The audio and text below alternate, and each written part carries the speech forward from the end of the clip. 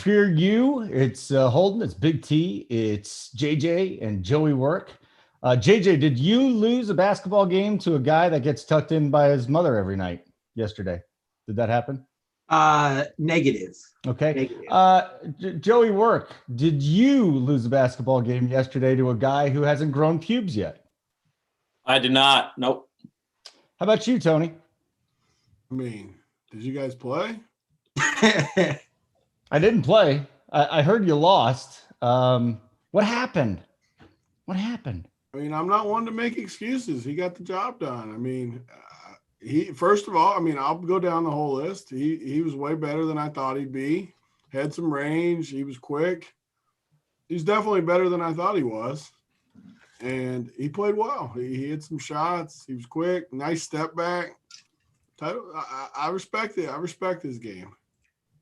Yeah, Title wanted ease. He what? He looked like he wanted ease in that game. Wanted ease? What's wanted ease mean? I mean, you were gassed after it was 2-0, it's looking like. There was a lot of mistakes made. I mean, again, I gave him his credit. I'm not making excuses at all. I thought the 3 dribble rule would help me. It definitely did not help me.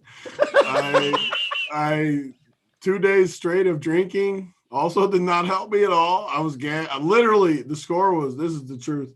The score was 2-0. I looked at him and said, I'm in big trouble. Dude, I was already totally gassed. I couldn't even stand up. And then it was 8-0, and I was worried about getting skunked. I'm like, I can't get skunked. If I lose 21-0, I literally can't show my face again. I was worried about it, though, because the good news is I didn't puke. I did think I was going to puke for a minute during the game. It didn't happen. Honestly, after all things considered, I think scoring 12, I think I covered almost, because if I played again, you were the favorite. No, but once we started, though, it was quick. The live line shifted in a hurry, because I was definitely not favored when it was 2-0. I'll tell you that much. I think we got a little video of your highlight from yesterday. Really? Before you show it, though, I will say I will definitely run it back. Because I'll be the dog. I'll play as the dog. I still think I can win.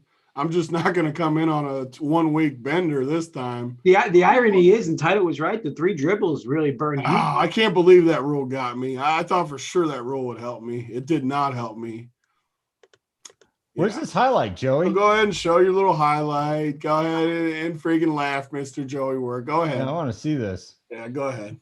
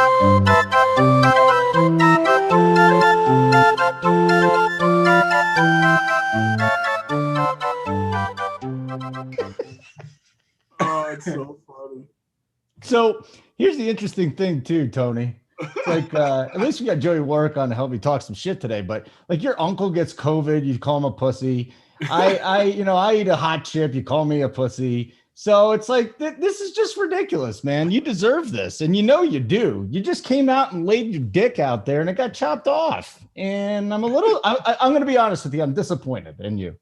I'm disappointed. I really thought you'd whoop his ass. I'm disappointed in myself, so we're even. You should be. You should be, man. How did you lose the title? He's like 12. Dude, you act like that's a bad thing. I'm freaking old and fat. What do you mean? Yeah, so better to be. The dude is stronger. In his prime. Stronger. He's definitely not stronger. Look at JJ. JJ's just taking this off. He has nothing. It's so disappointing, JJ. Like as somebody who plays basketball regularly, Title's got game. Does he? Yeah, I mean, the kid's got a pretty slick setback. I mean, and with 3 dribbles, if it was going to be jump shot versus jump shot, I mean, yeah. Did the video get the warm-ups when I made like 38 straight threes? Yeah, well, that was a bad idea. Yeah, this must have got you tired for the game. No, I felt really good going in. And then it just literally like one time in, I was dead. It was probably the fall. Now, what was the deal? Because I saw AP in the video saying, what the hell is this? Title's making everything. He was throwing up bricks all day yesterday. He didn't make a shot all weekend. Oh God, was he playing you guys? Was that No, the I part don't of the think he plan? was. This is the other part of the story that I didn't get to. So I wake up, company man. I do a 2-hour college show yesterday with the boys. I had sunglasses on because my eyes were burning. I get off the show. You know what I see, Holden? This dude was dribbling the ball up my street, running laps around my street, dribbling. He ran 3 miles with the basketball. And this is a true story. This is dead true. He ran 3 miles dribbling, and then he went to my backyard and got like 500 shots up while I was on a show. And then we went and played. Can you imagine dribbling around a neighborhood with the ball for 3 miles? Here's the one thing about Title, though. He's really nice. He's very wholesome. So did he even talk shit, or has he just been really nice about it? He did not talk shit. I know. He doesn't say anything. I wish he did. It would have made me feel a little bit better. Yeah. He's just really nice. And the bastard wouldn't give me a halftime. He said, no halftime. Like, you don't get a halftime. Well, I'll tell you what, in the game, he looked like a different person, though, because after he breaks your ankles, doesn't ask to help you up, makes the layup, and then just kind of recklessly turns around and is like, get up, Tony. He did. 3-0, get up. He said, no drinks either. Get up. I'm trying to step on your throat right now. Check it up. What was the crowd thinking when I rallied a little bit, though? It was 8-0, and I think I cut it to like 9-8 or something. Was people thinking that I had a chance? Probably. I mean, when I was getting to the hole, I was getting easy buckets, but I just didn't have the gas. I had to make a few shots, and I couldn't make a shot. Yeah, you weren't getting high off the ground, that's for sure. Well, that was never going to – even when I was in shape, that wasn't going to happen. I just brought my popcorn cup, and I'm here for I like it, though. This is what I like about Joey Work. I accept it. I took the L. He beat me. I'm good with it. I like the trash talk. Bring me the video. Like I said, we'll run it back. I'll be in better shape. So here's my last question about this. Is it any embarrassing, or is it just like – I'm not embarrassed because he was good. He was bad. If I lost to like some scrub, then if you lost to me, you'd be embarrassed. I'd be very embarrassed if I lost to you. You should. Embarrassed if I lost. You should be embarrassed that you lost the title too, though. I mean, he could play. What do you want me to say? I still think talk so much shit, though. You talk so much shit. I still think I'm better, but he beat me. What am I going to say? I said I'll run it back. Joey Work looks very disappointed.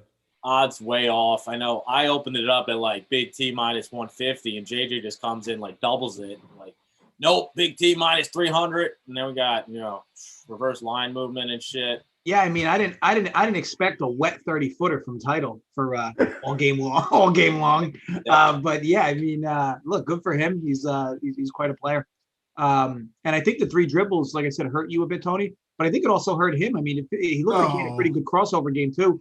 If he wanted to drive, he didn't need more dribbles to get open. He was getting open with 3. Yeah, so I guess 3 really helped him there. It could have been worse. You could have lost to like Mangone. I mean, I could have lost worse too. Like there was definitely a realm of outcomes. This is the truth, where he beat me 21-0. Like there was definitely a range of outcomes because I was. That's how it started. Yeah. I was in big trouble when it was 8-0. Like to get skunked. That would have been embarrassing, Holden. I would have definitely not played again if I lost 21-0. All right. The other thing that you got to hop on with me and JSU today. I got to see if he's got anything in his pocket. Did he call you or text you? He never said a word. Oh my God, you know it's coming. I disappointed him. I don't blame him. I didn't get the job done. Yeah. Well, you won $1 million, so you can't be that upset, but that was pretty embarrassing. Seriously. Because the kid, I mean, his mom helps him out with a lot of stuff. She probably helped him train for this, dude. To be honest with you, she probably did. I'm pretty sure she did, as a matter of fact. So, all right, Tony lost the game. Is there a rematch, yes or no? I mean, there's nothing scheduled yet. It's going to be like Rocky after he got knocked out. There's going to be a comeback, and I'll get the job done. All right. Hey guys, Joey Work setting the rematch line at so I can get a price. Hit the like button. If we get to 150 likes, we'll get the rematch between Big T and Title. That is not true. It's absolutely happening. 150 likes. You're always asking, come on, man. We're trying to promote the show. All right. Like the video, hit subscribe. We got the Title Tony game is done. And also want to remind you guys, before we get into breaking this whole thing down, Dunkel, how do they get in on the bet side? Because we had a nice day yesterday. I went 2-1. The Houston, my best bet, the Houston thing. Well, Baylor worked out, but the other best bet, Houston, didn't work out. But 2-1 yesterday. You, my friend, thank you very much for hitting the Oregon State team total. I went to sleep with a winner too. That was great. What's going on? How do they get in here? Yeah, runpurebets.com. Bets 25 off, 25% off. It'll be $15 for a week or $45 for the month. Or also, if you're a DFS member already, it's only $20 more for the month. You get all our content, all the picks, live shows, articles. So yeah, to me, it's worth it even to try it for a week. Or if you're already a DFS member, it's only an extra $20 for the month, and you get all the picks and everything. Yep, $100 for everything. $100 for everything, and Heater 25 too. If you can use that code if you want $100 for everything. 25% off with Heater 25% off your first payment. All right, guys, let's get into this. Oh, I got some notes from Stevie. Do you want some notes from Stevie, or should we just screw him because he bailed on us? Are they from Stevie or are they from Gavin? Because we know that Gavin's really the There's no question. Yeah, his buddy Gavin's better. Hey, we've been able to learn that Stevie's good and all, but we're pretty confident at this point that Gavin is the cream of the crop. Yeah. Gavin's feeding him all the information. So it's just Stevie's just got the front face, good looking kid, but Gavin's the one pumping all the information. He's not really a good looking kid. I think he's kind of beat up personally. I think he's just better looking than Gavin. That's why he won't turn his camera on for sure. Yeah, well, at least we know that. All right, guys, here we go. Here's Stevie's DFS notes, Big T. The Gonzaga studs are underpriced. Why don't you just read them when you, like a normal host, when you get to the game that the notes? I will. Don't take out your frustration losing the title on me. I didn't do anything wrong. Okay, you're the one that was out of shape. Out on Joey Work. Joey Work made fun of me. I'm making. You were the one that was out of shape and drunk and talking shit for 3 months. And then you came up short. So don't tell me how to host here when you're the one that disappointed everybody. You admitted that you don't know how to use the notes for the show. I know how to use the notes for the show. I also know I didn't lose the title 21-0. Don't make me fly out there. I can give you a rematch. Come on out, Big T. We got 3 feet of snow this week. Actually, I'm coming out there. I already told you, April 13th. Don't think I won't show up with a basketball ready to put you back in. I would love that. I'll get to see Big T. I'll give you a big hug. Maybe you can bring me some swag. That'll be great. I'm still reading these goddamn DFS notes. I don't care what you say. Gonzaga studs are underpriced. Wieskamp price didn't move coming off the big game. Trendon Watford and Javonte Smart are underpriced for LSU. And we'll get back into these when we go game by game. Wiggins, under 7K. Scotty Barnes, FSU, under 6K. Very little value, under 5K. Let's start with the games here. You know what? Hey, JJ, are you a winner? Are you somebody you would consider yourself a winner, or do I have to go to Joey first? Cozy on the winner questions. You can go to Joey first. All right, Joey. Let's go to a winner here. At least one of our guys is a winner. So we've got let's first of all, before we get into that, Oregon and Iowa, I kind of have to go to JJ first because there's a pick that with Oregon today, and it's Oregon plus 5.5. The total here is 148. And the money line, if you want to back Oregon today, plus 180. Now, they haven't played in 10 days. They're the Pac-12 conference champions during the regular season. They won 11 of 13. So I'm going to start with you here, JJ. What is it about Oregon that you like, or is it more Iowa's got some tough competition and they're going to turn the ball over today? First of all, I was happy that you really didn't even specify the time zone because you've kind of been struggling with that, Holden, recently. Oh, it's 12:10, yeah. Yeah, I mean, because sometimes you bring up like Australian time. Like this game is going to be played at 4 a.m. Australian time for those, concerned about that. Oregon, Iowa. So coming into today, the big thing to me anyway, the Pac-12 has been unbelievable in this tournament. You have three total Pac-12 teams going today: Oregon, USC, Colorado. This game's interesting to me because the Pac-12 has basically dominated most of the conferences they've played thus far in the tournament. This will be a big step up in class for Oregon, though. But then even Oregon State yesterday, they roll Oklahoma State. That game wasn't nearly as close as the ending looked. Oregon State had a few hiccups, but they basically dominated that game from tip.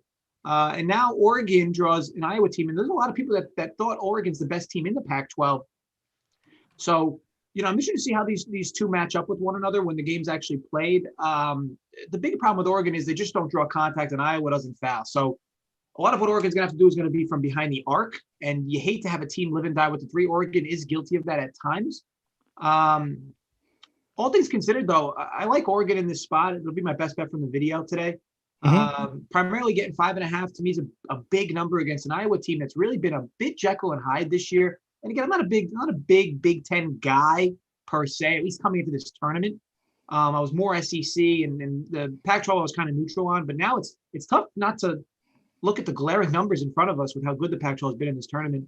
And then here you're getting 5.5 in an early game. Now, the early game is not going to favor Oregon. This game will feel like a very early start for this crew.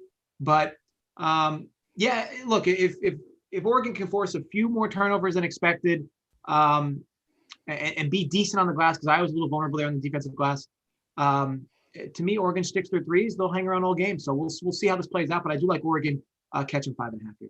Okay, very good. Hey, Joey, how are you feeling about this game here with Oregon coming in? I hate Iowa. That's all I can say. And I backed them one time and I lost and then just bet against them from here on out. Are you okay with Oregon coming in here? Or you're a little scared because Iowa's starting to play some better ball again? I'm probably somewhat scared. I mean, Oregon plays really small. The biggest starter is like 6'6", I want to say. I mean, I know they got a guy off the bench, 6'8", Chandler Lawson, but who's going to guard fucking the GOAT's favorite player in Luka Garza, Yeah. I mean, both teams can score. Both teams can score for sure. Iowa's second best offensive efficiency team in the nation. Oregon 14th. Both teams top 20 shooting the three. So I expect points for sure. I think, Oregon can, if they can knock down threes, they should be able to keep this game close, at least definitely in the first half. I see Oregon hanging around for a little bit for sure, but down low, Garza might be a little too much. I know he likes to step out and shoot threes. He shot, I think, 6 threes last game. I don't expect that again, and I don't expect him to make 4 of them. But I think Iowa might pull away in the second half.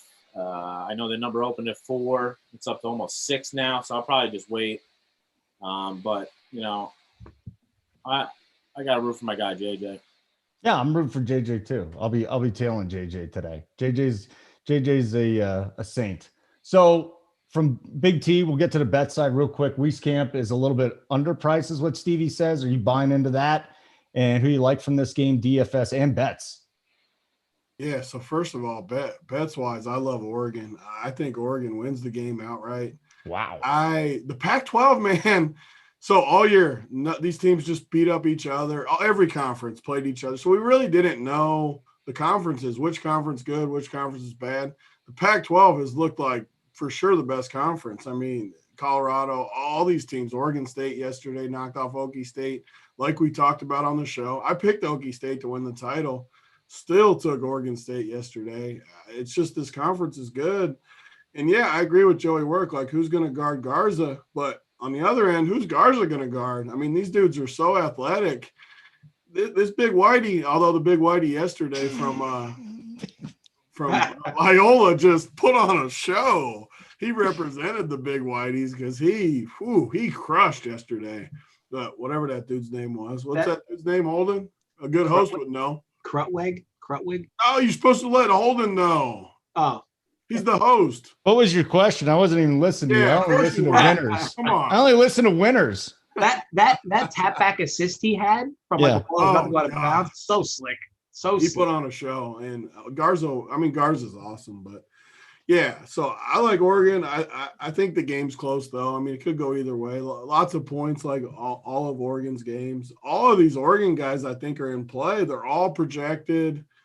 for over 4X, which is good. I mean, they're all going to play mid to high 30s minutes. All these Oregon guys, you got to like Iowa games always in DFS because of the way they play. So I like all the Oregon guys. And then Iowa is the interesting one. Can we afford to pay $9,700 for Garza, knowing he's going to crush? He's for sure going to crush because of what Joey said. No one's going to guard him. He can step out. He can go to the post. Everything. He's going to crush. And Wieskamp also looks a little bit too cheap. I don't mind Bohannon too at $5,900. He's had some big games lately. I mean, this game's awesome from DFS wise. Right out of the gate too, the only early game, just like yesterday. You're going to need some pieces from this game. Yesterday we faded the early game and built later. Don't fade this game completely. There's just way too many good pieces. All right. Very good. I like it, guys. How bad does my voice sound? Because it hurts to talk. Sounds good. It's raspy. It's actually kind of sexy, Tony. I'm going to be honest with you. Your wife might like it. I don't know. Is she talking to you after yesterday's loss? Oh, this is true. I always say true stories. I'm in the shower, I'm hating myself, just depressed, freaking got owned. She comes up. I'd bet on you again next time, she said. Trying to build me back up. That's a good wife. That is a good wife. Yeah, I like that. You'll beat him the next 9 times, Tony. Problem is, when you're 22 like Title, he's not getting any older yet. He's not going to be getting any older probably for another, he's not a professional athlete. So probably in his late 20s, he'll start slowing down a little. Tony, I should have known I was trouble. And the dude was running freaking laps around my block with a basketball.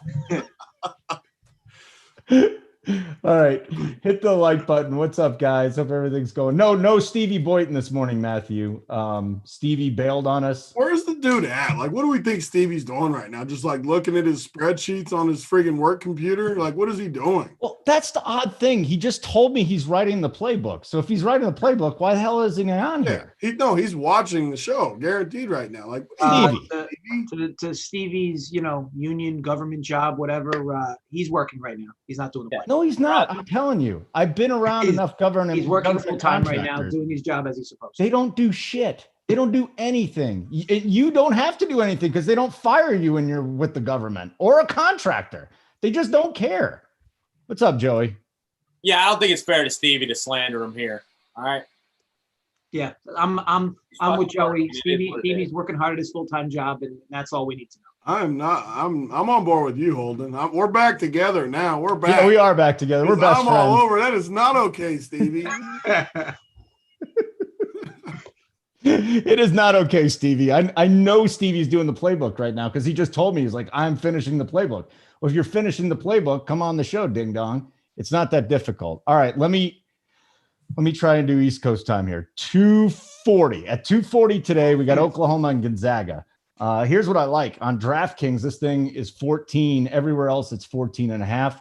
The total is 154. The first half line, which interests me, is now Gonzaga -7.5, and it's 8.5 everywhere else. So if you're going to bet this game, I think you get in on it here. Devion Harmon is still not playing for Oklahoma. Guys, Gonzaga to me is just going to roll today. This is almost like a Tony bet. I got Gonzaga first half. I got Gonzaga full game. I'm not going to do the money line because that's stupid, but I'm all over this game. Let's start with you here, Joey Work. Gonzaga didn't score the first 3 minutes, ended up winning by 43 in their first round game. I don't think Oklahoma is going to be able to fight with them, man. I think this is going to be a blowout. Yeah, I'm with you here. Obviously, Devion Harmon's out, second leading scorer for Oklahoma. That's going to make a difference. But this Oklahoma team is battle-tested for sure. They played a tough schedule this year. They did lose 5 of the last 6 regular season games once to Kansas State, twice to OK State, Texas, and Kansas. So decent teams there, except for basically Kansas State. They did finish this year 12-14 against the spread, so a losing record against the spread, 1-3 on a neutral site. Gonzaga can torch teams from everywhere, all over the floor. I do expect them, they finished the year 13-2-2 against the spread, 6-2 on a neutral court. But Gonzaga doesn't go 27-0, letting other teams dictate the pace. I really think Gonzaga, my look was the first half, and First half minus 7.5. I'm on that. Yeah, you like that? JJ, am I too high on Gonzaga today? Because I mean, after that first 3 minutes, they settled down. I just think they're gonna come out and whoop Oklahoma's ass. Like Oklahoma, I've seen them play enough this year. They got nothing to stop them. And if Harmon isn't in there, I don't know how they're even going to bother keeping up with them. Yeah, it's definitely a good look. Now I was really impressed with their game versus Missouri, primarily because I felt like Missouri shot pretty well, and Oklahoma still won. So for me, the handicap was Missouri wasn't really going to shoot well. They were going to draw a lot of contact and make this game equal at the free throw line. But Missouri shot pretty well, especially from three at times. They went on a few different runs. And Oklahoma still held them off. The big thing for me is Gonzaga is a 40-point first half machine. And Oklahoma doesn't exactly play slow. When they play teams in their conference that run, they have no problem running with them. For me, 39.5, I know it's extra vig on DraftKings, but Gonzaga first half team total. I know they started slow, maybe some nerves early on, and this team has the ultimate bullet on their back or bullseye on their backs coming into this tournament. I mean, they're undefeated coming in. Everybody's picking them to win this entire thing. It's a lot of pressure. So I don't know. They definitely seem to come out a little nervous against Norfolk, but then corrected themselves afterwards. Interested to see if they come out a little more timid again today. And as this continues in the tournament, just so many weapons though. This team has offense everywhere. So like I said, I think 39.5 is a pretty key number, as Gonzaga, I think, has gone over 40 or more in the first half. I think like 24 of 27 games or 20. And again, a lot of the times they didn't were against slower paced teams or just call it anomaly based games. Oklahoma's not going to slow this team down. They're definitely not scary defensively. So going along with you guys, I do like Gonzaga's team total over 39.5 for the first half. You like that? Okay. So here, I'll just say this. And again, this is another team that I just watch a ton of being out west is Gonzaga. So in their conference title game, they started off slow. And then they start off slow again in this first game. But they still end up winning by, 20, 30, 40 points every game. So even if they get off to a slow start, you're sweating this, they're still going to end up covering. They still have a good shot of covering here in the first half. All right. I hopped on your over 39.5 too on top of that. So we'll just add that. They have some good wins this year, but a team as good as Oklahoma is, I mean, even BYU, I mean, they only beat BYU by more than this number 1 out of 3 times. So, they pull away from shitty teams, but, good teams, it seems like they let hang around. But to me, it's a big showing for Gonzaga because especially how bad BYU looked, said a lot about this conference to a certain extent. So really interested to see how they look in this spot, because if they absolutely destroy Oklahoma, it's good for the tournament moving forward. If they kind of struggle here, they might be struggling in every game moving forward. Yeah, I just have a hard time. I just think there's so much talent, so much more talented than everybody else. It's just not even close. So, all right, Tony, Stevie said that the Gonzaga guys are underpriced. I mean, do you need to put your pants back on to your Gonzaga team? I mean, no one has ever liked it more than you like Gonzaga. I love Gonzaga. They're better than the UNLV team with all those studs back in the day. Oh, with Plastic Man and Larry Johnson. This dude friggin' loves Gonzaga. I mean, get off their dicks, Holden. I mean, geez. Right here, dude. All of them. Wow. I love it. I mean, I've never seen anything like it. But no, I like Oklahoma plus 14. I mean, there's way too many whiteys on this Gonzaga team. Suggs is amazing. I love Suggs. Oklahoma's going to compete. I don't think they're going to win, but the first game, Gonzaga, what they're winning by 50 over who'd they play? Norfolk State, or was it another team? Just crushed them. I mean, I like Gonzaga. They're fine, but 14 is a lot of points versus a team like Oklahoma that has good proven players that are going to compete. So I'll take my chances that I can stay within 14. And we got another pretty good fantasy game too. I mean, 154 total. We got a couple guys from the funny thing is the 2 guys I like from Oklahoma are both whiteys too, Reeves and Manick. So maybe you're right, Holden. If it's white on white, I might like Gonzaga. I might like your whiteys better. So maybe I need to rethink my Oklahoma take, because my 2 favorite guys are Reeves and Manick for sure. And the Gonzaga, I think you can play. I mean, you can for sure play the good guys, Suggs, Kispert, and Timmy. Timmy at 8,200 feels a little high, but he's probably going to crush. So he's set up today, Tony. Yeah. Timmy might be my favorite guy from this game. Yeah, he's in a good spot for sure. I mean, he isn't priced too high. Should ease. The good part about these Gonzaga guys, they're almost for sure going to get you in the 30s, which even if that's not a huge ceiling, it gives you a really nice floor to go with your other pieces. And I like this game. I mean, yesterday I faded the first 2 games. Today I'm going to be very heavy DFS-wise into the first 2 games. I don't know about I'll stick with my Oklahoma just to talk shit to you. I'm confused. So Holden's favorite play in this game is a Gonzaga player? For DFS, yeah. Oh, okay. Oh, what about not? Oh, you were being facetious. Yeah. What about besides DFS? Like, what did that mean for DFS? You mentioned. What else would it be for? Tony, you mentioned like 3 players. Holden's like, love that guy in that spot. Love him. Love him. Come on. But I also know Tony's a little shook from yesterday because he was questioning himself. Once he started, Tony never questions himself. Tony's just like balls to the wall. And now he's like, hey, after looking at this, maybe their whiteys are better than our whiteys. Well, so, I don't know, Tony. Disappointed. I can't have my 2 best guys be whiteys when I just made the point. I made the point that Gonzaga, they got too many whiteys, and then the 2 guys I liked were whiteys. So Joey, yeah, who has the better white guys? I mean, clearly Gonzaga. Obviously. So, I mean, I don't know why Tony just doesn't hop on our white guys. Well, because there's this thing called a 14-point spread. Yeah. Do a whale play. Do a money line. What's the money line here today? Oh boy, 1250. Hey, JJ, is 1250 a whale play, or do we need to get to 1400? It's got to be like 2000. It doesn't count. Hold on. The other day you told me 1400 was a whale play. Yeah, but not 1250. I mean, you could 14. It's close. All right, Tony, why don't you do that, Tony? Just throw it on the Gonzaga money line, 1250. Not gonna happen. Joey, 14, huh? You're jumping on all this, right? 14. No, I took the first half, as I said. I don't know. 7.5. Not, yeah. That's the way to go right now. I do. If I was betting Gonzaga, I'm with the boys on this one. I'll lay the 7.5 first half. Yeah, I think that's probably the way to go, at least off the bat. So let's get to our next game. Oh, hit the like button, subscribe to Run Pure Sports and Run Pure Bets. I'm so upset at Keg, though. Keg yesterday, let me tell you why, and it's my own fault. But I'm sitting in the Discord all day yesterday because Keg's been on fire in NASCAR. All day I'm sitting on there. In the 5 minutes that I get up to do whatever I was doing, he puts a plus 1,400 play up there. I think it was Boyer. And the dude ends up winning. And he did it again every week. You got to be a good host and at least know who won the race. Not wasn't Boyer doesn't even race anymore. Come on. Was it Blaney? It was Blaney. Blaney.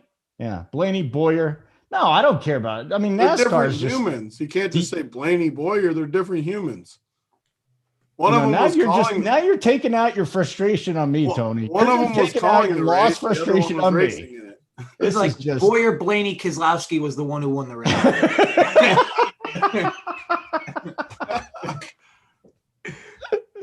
All right. You're trying to figure out your survivor pick, Anthony.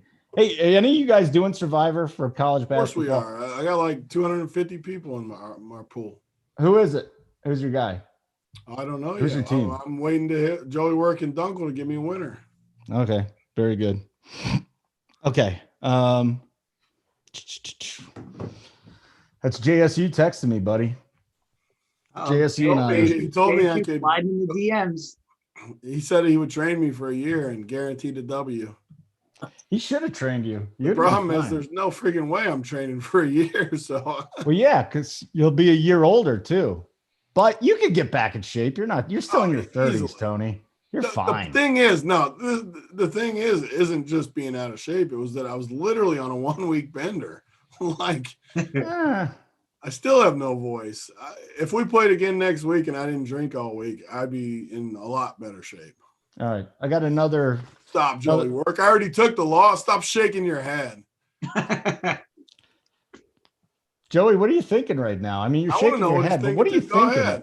I mean, we're just gonna keep doing excuses. If you didn't drink, like you didn't know this game was playing, you knew the game was gonna happen. Maybe I just didn't take it serious. I'd rather drink. I stiuld wouldn't change it. I'd still drink again. You'd rather drink, and you lost, so you take it on the chin and you move on. We don't. I drank all day. Oh my, we didn't. You fucking lost. Title made you look bad. The 23-year-old came in here, made you look bad after talking shit for how long? And it is what it is. You lost money. You're here. You lost voice on top of it. Fuck. We had a legendary party though. Like we had to have like 60 plus people in my house. Like it was no masks, so all the no maskers can be very focused. Yeah, I think he misspoke. I think he meant 6 people in the house, no masks. 6.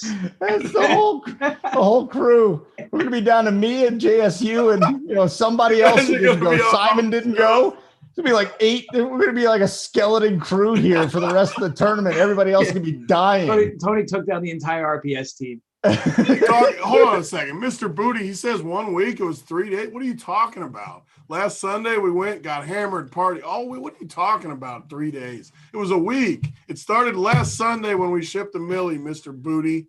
That's it. Fire back, Tony. Yeah. Wasn't just 3 days. Uh-oh. Who's this guy? What's going on? I feel like I haven't seen or heard from Big T in like a year. That's because I've been on a 1 week bender. Tell Mr. Booty. Listen, so let me just say something real quick, because Tony said, "Oh, you didn't text me or anything." I was too busy defending you in the chat the entire day. That's what I'm talking about. So listen, this is the truth. I'm going to tell you the truth right now. So I was getting crushed like you felt on the court. People were like, JSU, you said Big T was good. You said he was good at basketball. He sucks. Blah, blah. This is when it was like 4-0 or something like that. Right away, like 4-0. Oh, you said he was good. Blah, blah, blah. He sucks. I'm like, dude, he's good at basketball. He's still good at basketball. You guys stop talking. He's clearly out of shape. Yes, I understand that. Title's in way better shape than him. And I didn't think Title was going to be able to shoot like that. So I was wrong. The 3 dribbles helped him. I was wrong there too. Clearly because Title has one move, and it's a 3 dribble step back. That's why he wanted 3 dribbles, and it worked for him. He's got no left hand.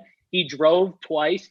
He was also tired too. He was just in better shape than Tony, but he was exhausted halfway through that game. Exhausted. So either way, though, the chat was killing me. 8-0. I'm still defending Tony at 8-0. Yeah, that's what I'm talking about. All of a sudden, it gets to like 12-11, and I start typing in chat. I'm like, "All you guys that said Big T sucks," and I'm on there. I'm like, "What are you saying now?" Like I'm trying to defend him as best I can. It was a good time though, Tony. When you fell, when you fell, that was like early in the game. I was like, "Oh boy, this isn't good." Title even gave you like the look down too. He like gave you like a little glance, and I'm like, "Oh no." You weren't the only one thinking, "Oh no." I can't even make fun of Tony though, because I think I was his biggest backer. I came out, the line was set at 150. Minus 150 by like JJ, who was like a smart guy, or Joey, whoever it was, one of the 2 smart bettors. And then JJ bumped it up, I think it was. And then I came out there and was like minus 500 or 1,000 or something on Tony, like right away. So I'm telling you though, right now, I guarantee it. Big T, 1 year with me. I don't even need it, JSU. I don't even need a year. What do you need? A month? I'll get you in shape in a month. Tops. Easy. I said we'll run it back easy. I'll definitely be. It'll be like the Rocky story. You got knocked out. All I need is just enough strength just to get to the hole. Well, also what it was automatic once I got to the hole. Also, what you need is a little wind. You were gassed after like 2. Get you like an IV every 4 or 5 points, Tony. You'll be fine. Wait a second. I have to ask you a question, because you clearly played basketball your entire life, and so have I. When in one-on-one has the defender ever called a foul himself? Because Title called the foul on himself when you had an easy layup. He like fouled you. Yeah, early, I did. But you I still had remember the that ball. play. Yeah. And I'm saying in the chat, I had I'm the like, ball literally underneath the rim. No, yeah, you were going to score. And he was smart to foul you, but I've never heard of a one-on-one game where the defender can actually call a foul and it stands. That's a Bush League call right there. His title is sharp. See, we're bringing a lot of good points up here, JSU. I needed you out here longer. Title is sharp because he did all the right things. In my head, if I was title, I would do this. I would try and do everything I could to get, a leg up. But you never call fouls on yourself. That the offensive player calls the foul, not the defender when you play one-on-one. So that was the Bush League play by title. But I will say he's got game. I definitely judged off the what was it, the polo picture where he looked like his arms were like this thin. And, I definitely judged a little bit off that picture, his high school photo, and then the volleyball picture that Tony was putting up. So Title definitely played good for sure. I'll give him credit. He had game. And after, no one saw it on film, but he beat my brother after he beat me. Oh, he beat your brother? Yeah, and my brother's young like him, so yeah.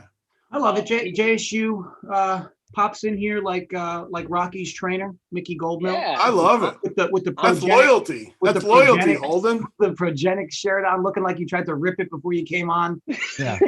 No, that's because I just came from the old dojo. I just came from the old dojo and a nice little workout in. This is disappointing. This is disappointing. Tony's like a piece of corn, and you're eating him the long way right now. No, I'm so disappointed. I'm sorry.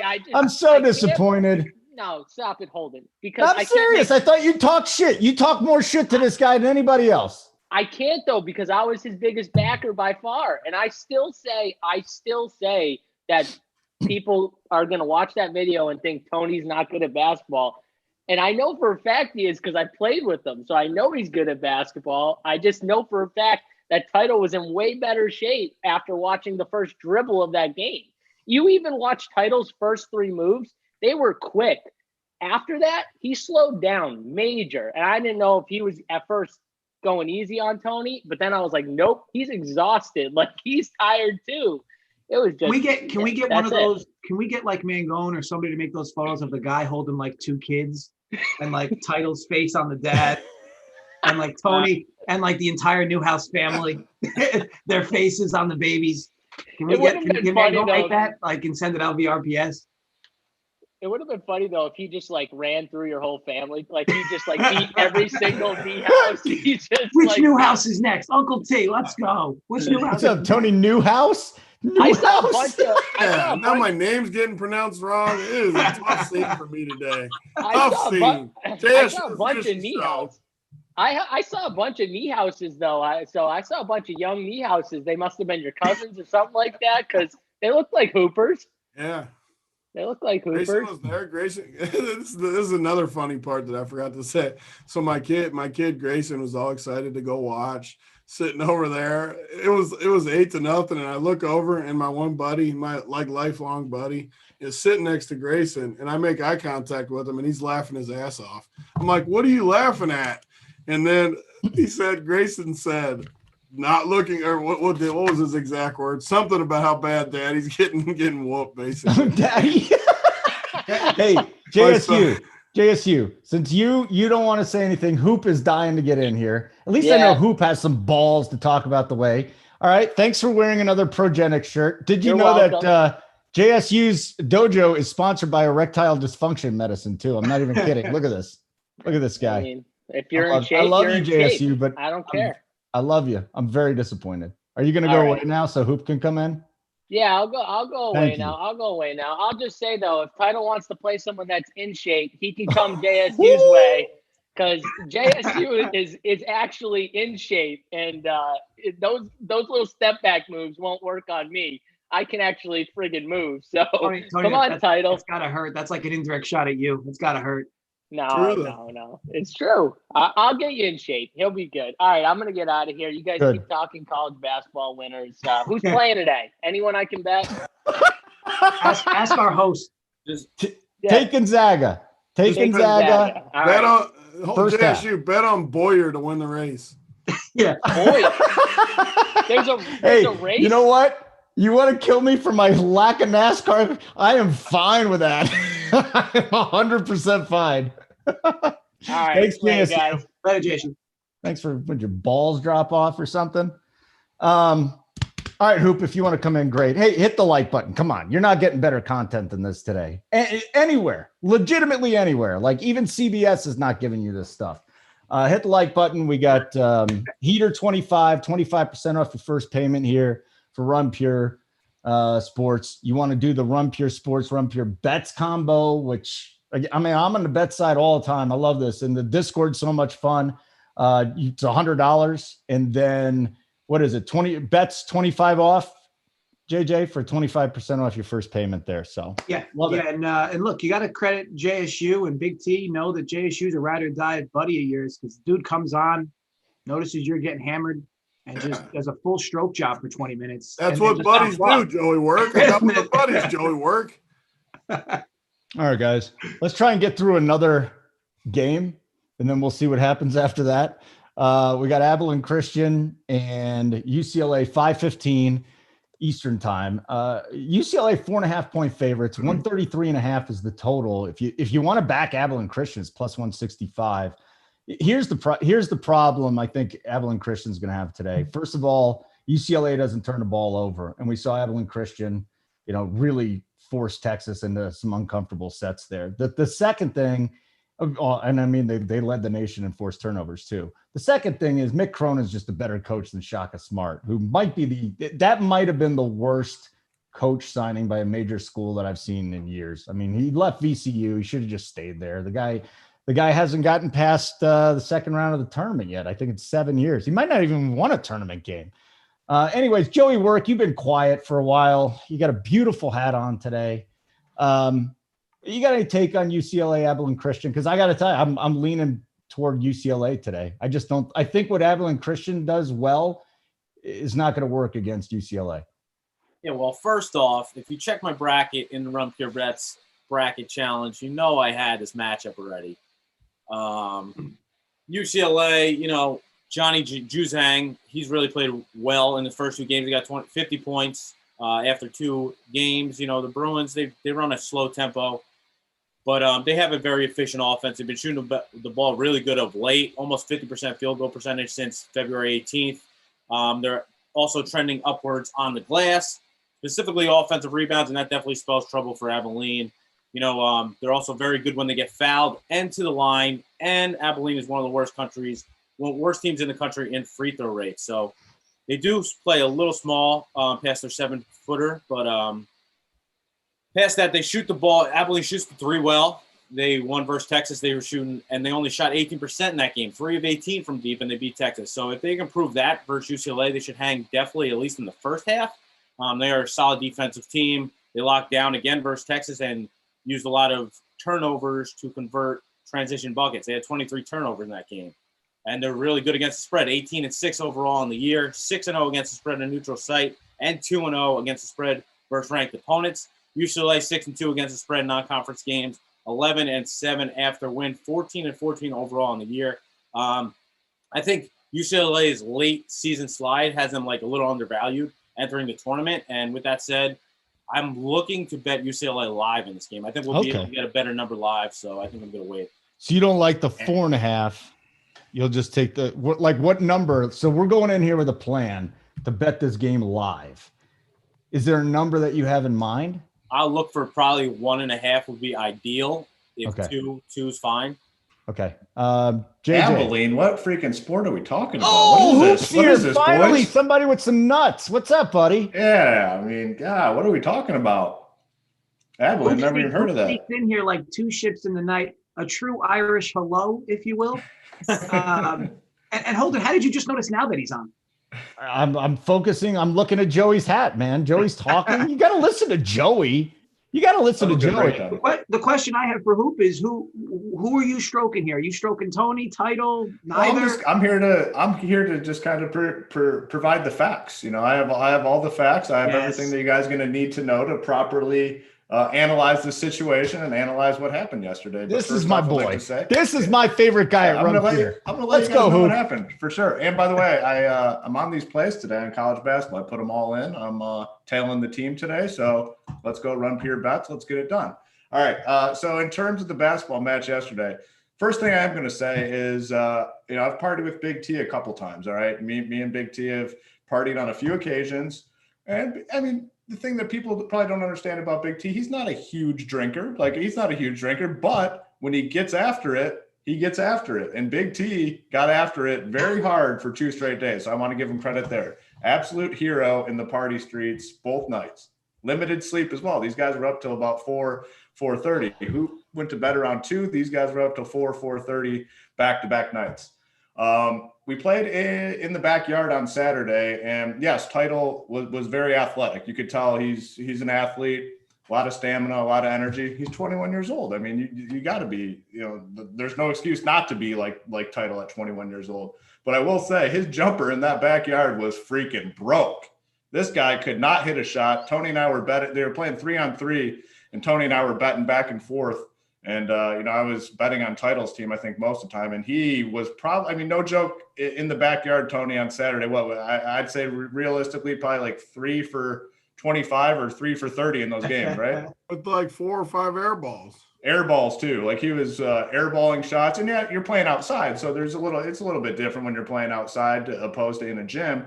So, I had always thought Title was live, but after what I saw on Saturday, I was like, all right, he's definitely not live. I mean, he's got a broke-ass jump shot. Everybody there was on board with that same assessment. Everyone there was saying, Title, we kind of thought you had a chance, but after watching you shoot on Saturday, like you can't hit a shot, so you're probably drawing dead. Tony can just lay off and let you shoot, which you saw was Tony's strategy going into it. That first possession, rightfully so, Tony let him take that jump shot, which is clearly the optimal strategy going into that game on Monday. Going into that game yesterday. Going into that game yesterday, the optimal strategy was to lay off and let Title shoot.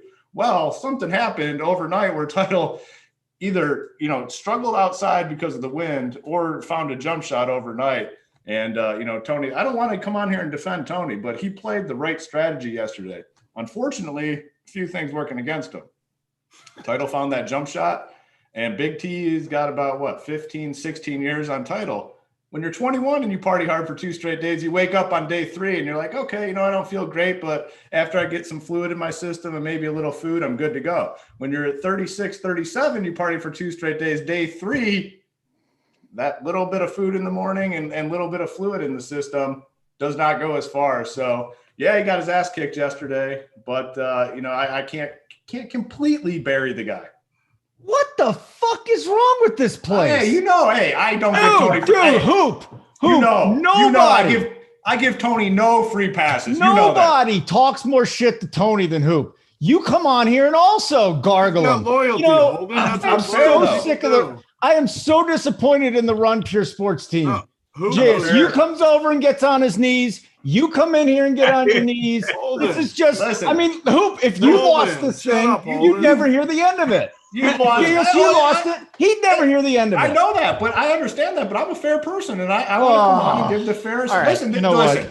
You've watched Tony and I for years. Like, there's nothing I like more just nailing this dude. And it's easy because there's so many bad takes where you can bury the guy.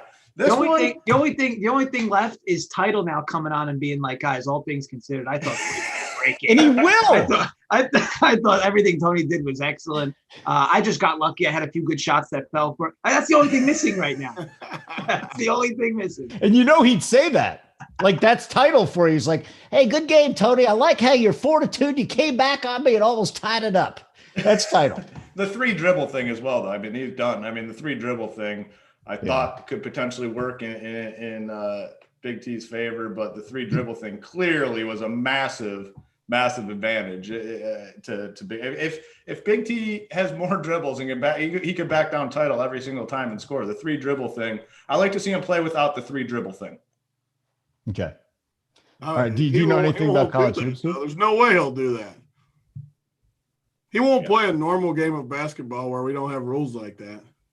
It was smart. I thought it could have benefited you, but truly, it was. What, Joey? What?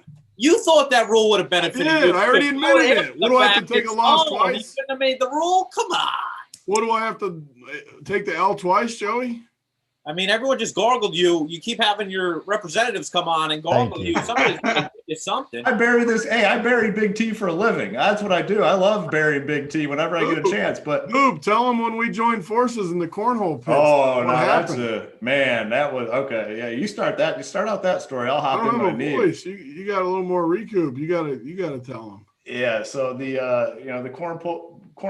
cornhole pits were getting fired up, and I mean I'm not stroking Tony, but he's clearly the best guy at cornhole. But his old man shows up, and his old man is also very good at cornhole. His old man is just it's a typical. I mean, there's so many knee houses. I'm telling you, there's 40, 50 of these guys that kept showing up. But senior comes in, and it's a whole different. Senior wants to get down to business. So I mean. Part of the story includes Uncle T. Uncle T called out Hoop for one-on-one cornhole, and man, it did not end up well for Uncle T. And Uncle T was saying, Big T's always said, Uncle T's a sensitive fella. Hoop just worked Uncle T in the cornhole pits, and it was not even close. First game was kind of close. Second game was like 21-5, and he was sad about it. I mean, visibly sad. So everyone was nailing him on Saturday about getting his ass kicked by Hoop. Well, Big T Senior shows up, Tony's dad. He wants some action, but Big T Senior is very similar to Big T in the fact where he's not going to put himself in a compromised situation. He wants the parameters set up to his liking. So me and Big T are saying, all right, we'll play you and whoever you want. Well, he knew I smoked Uncle T, so he's not taking Uncle T as his partner. Uncle Pooh played about 8 games of basketball. He was on the verge of keeling over. Like, he was not going to make it much longer. He didn't want Pooh as a partner. So he pulled out the young gun, is Tony's brother. He said, all right, what's your brother? What's his name? Nate. Me and Nate versus Hoop and Tony.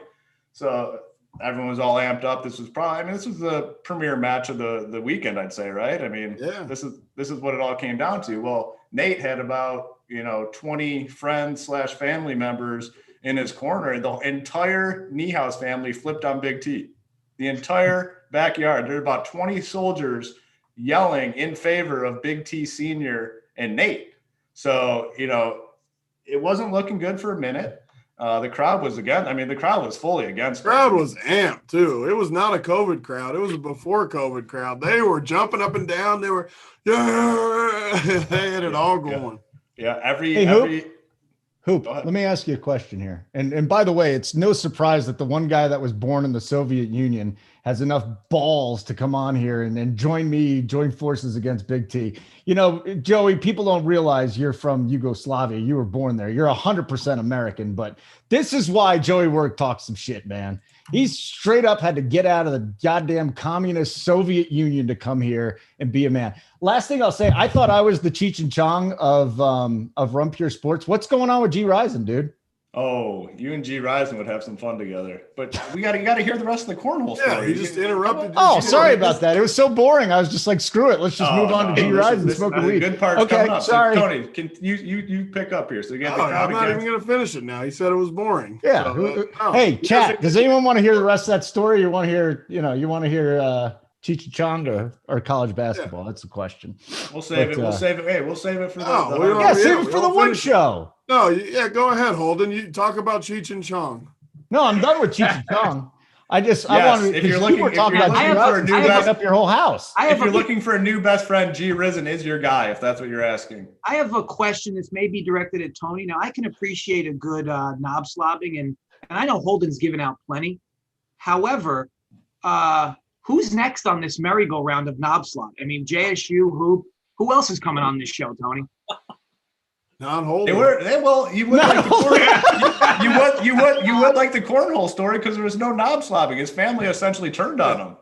The family gave up on Big T. They said, we've had enough. Holden wasn't interested. He doesn't. What time's the wood show? Let's plump it up.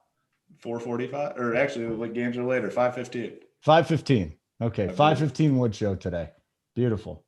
Do you know anything about college hoops, Hoop? Hell no. That's why I backed up all your guys' plays here. I put them all in. I'll tell you that much. I'm on. Here are my plays for today. I'm on Oregon plus 5.5. There's my free play of the day. Yes. and as far as I remember, Hoop is like 18-0 on the NBA show. Oh, it hurt me though, man. I went again. Okay, so yeah, just real quick, and then I'm gonna clear the way so you guys can talk college hoops. So I was 4 or 5-0 on the afternoon show with spread. Win against everything. I just don't like NBA over-unders, and I typically avoid them. I think there's just so much variance in NBA over-unders. So I'm typically picking the teams on there. 4 or 5-0 start. The momentum's building. Everything's, in the right direction. People are loving the picks. I go against everything and take the over in that Pelicans Trailblazers game. I think it was last Thursday. But I'll tell you what, I'm on this afternoon with spread, and we're going to pick some more winners. I can promise you that. I'll just let you know I tailed you one time, and it was that game. The Pelicans Trailblazers? What about the previous 5 winners? Hoop's like, all I've done is win. And then short-term memory, Hoop. That's how Holden is. You pick 5 winners, no credit. I picked the loser. And he makes fun of you. I know. Well, now at least I can blame Holden now. He's the one that ruined my streak. Don't. I'm the one. Don't get on my plays. I want to keep the win streak. I want to start a new win. No more tail and Hoop. Don't no tail more my tail and plays. Hoop. You know why I know Tony's getting frustrated? Because every time he gets frustrated with me, his face turns a little bit red, and his face smushes and goes, "No, that is not how you do it. You're a loser." That's what you. All right, Hoop. Have a great day, buddy. Yeah, good luck to everyone today. Yeah, Let's hit this college basketball. Ball's dropped off too. I'm going to send Tyler Mason some. Hoop. I'm going to do you guys. We want to hear less of Holden and more of Hoop and Big T. Yeah, there we go. You want me to stay on? You want some more stories? Should I hang out a little longer? Everyone wants stories except Holden. He wants to talk about freaking weed or whatever he was talking about. I don't want to talk about weed. I want to talk about college. He wants to talk about Albibian College or whatever the hell that was. This is where I'm back on Holden's side. Making fun of college. Yeah, I got to get out of here. You guys don't want. Yeah, right, I don't want to ruin this. Get back to the analysis. Good job, boys. Later. This is. Do you want to punch me in the face? No. Just to tell one more story about the weed. You like the weed stories? I mean, this dude. I already told this story, right? Yesterday, where the whole house smelled. My wife opened the garage halfway because freaking G Rising, the whole house smelled like weed. Look at you, Holden. You don't even answer me. Didn't I tell you? Oh, yes, it's weed. Yeah. So he leaves the house, right? Like he was sleeping on the pullout in the basement. G Rising was. He texted me. He's like, I think I left my, what do you call the pen thing? This thing. The vape pen or something? Yeah, the vape pen. He said, I think I left it in your basement on the pullout. I'm like, he's like, I don't want your kids to get it. I go down there, the freaking kids are playing with his vape pen. Oh my God. I had to go get it. I'm like, at least he told me. Your kid's like this. What's up, Pops?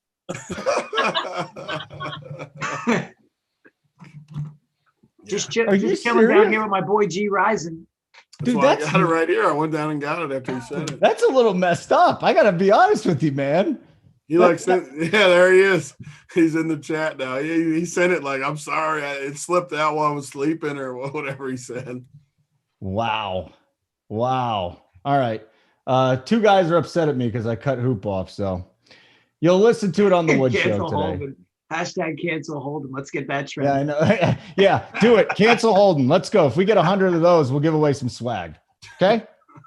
Seriously, cancel Holden. We get 100 cancel Holdens. We'll give you away some swag.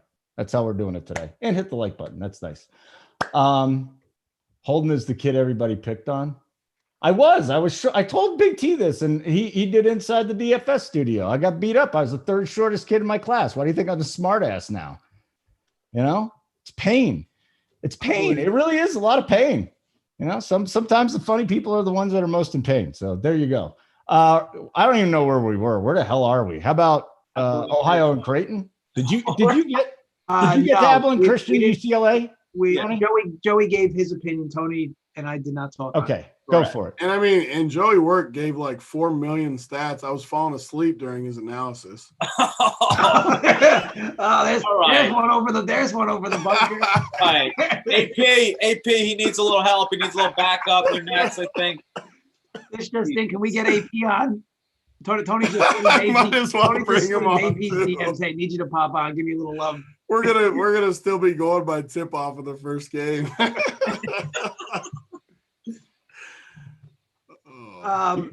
Okay, well, I guess I'll talk.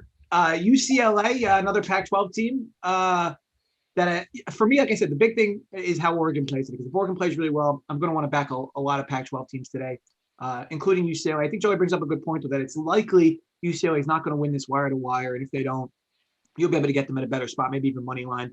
If they go down 6 or 7 or 8, you'll be able to jump on them on the money line at like minus 115, minus 120, or lay a point and a half.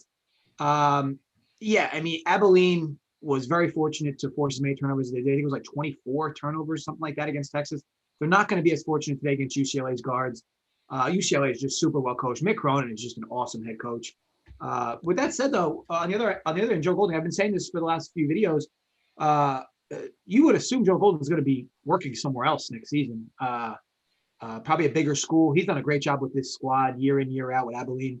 Another great year from them, great year from this program. Just think they're going to be a bit outmatched here. But with that said, Abilene's live. If UCLA gets real sloppy with the basketball, Abilene is definitely live to win this. I just don't think UCLA is going to be sloppy. So, yeah, I'm with Joey that I like UCLA, but I'm going to be looking to get in live as well. All right, Tony, what are you doing here?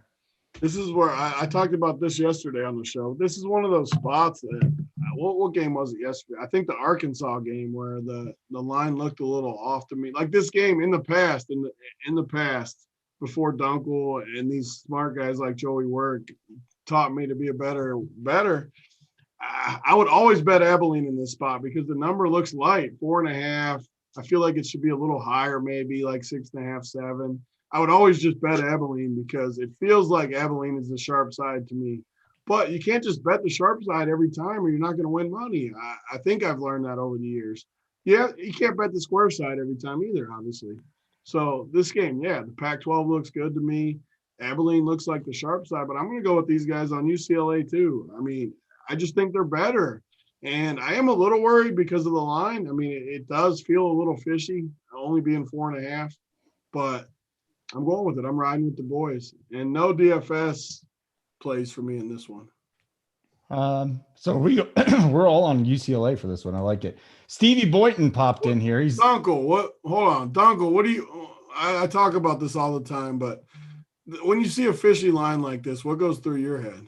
Or do you even think it's a fishy line? Maybe it's not. This line in particular, I don't really think it's fishy. I mean, Abilene was 8.5 versus Texas. Texas is definitely 3-4 points better than UCLA. So you think Texas would be favored by 4 over UCLA? If it was a first round matchup, yeah, Texas would have been favored by 4 against UCLA. But UCLA's looked really good. Abalene's a nice story. I think Abilene's going to get people that bet them. People like this team in this tournament. They're usually in this tournament. And they had a good run a few years back. I don't remember exactly when, but they had a decent run a few years back. Needless to say, I don't personally think this line's fishy. Now, maybe the Pac-12 gets a bit too much steam today, and maybe it pushes it too far. But 4.5, 5 is a fair line for me in this game. I love it even more than I love UCLA if you don't think it's fishy. All right. Well, why don't you throw that one on the sheet for me too, JJ? There we go. Big T's on it, and Joey Work is on it, and JJ's on it. We need a little more mojo around here. And I didn't make a mistake. On each other. No, I'm done now. Everything's good. We had a really fun time busting balls. This is why you guys hang out with Run Pure Sports and Run Pure Bets, because it's basically just talking shit and giving winners. And that's all we do. Actually, we should make a t-shirt, talking shit, giving winners. That's what we are. And we can sell some Joey Work hats too. All right, guys. After I'm done putting your play on the spreadsheet, you want me to get you a cup of coffee too? Well, now I got two plays up on the sheet. Yeah, get a cup of coffee. Give you a break. All right. We got our next game now. And that would be the Ohio Creighton game. Stevie Boynton's in the chat. Stevie, you're like, oh, I couldn't do the show because I'd be too late for work. You could have done the show, man. You're sitting here watching Big T was right. You're watching anyways, and you didn't come on the show to give your picks. Right. This is unacceptable. Gavin is better. Ohio and Creighton. This is a 6-10 game tonight. Ohio's plus 5.5. A lot of people I'm seeing on Creighton. 149 is the total in this one. Tony, we haven't gone to you first yet, so let's do it. Does Creighton just damn it, Holden? I was putting in my plays on the bet sheet. Okay, Joey, let's go to you first here. Joey, thoughts on this one? And is Creighton rolling here? It was a very disappointing outing there in the Big East tournament, but what do you think about today? Yeah, so I'm not a Creighton truther like Stevie. But, he loves Creighton. Right. Yeah, no.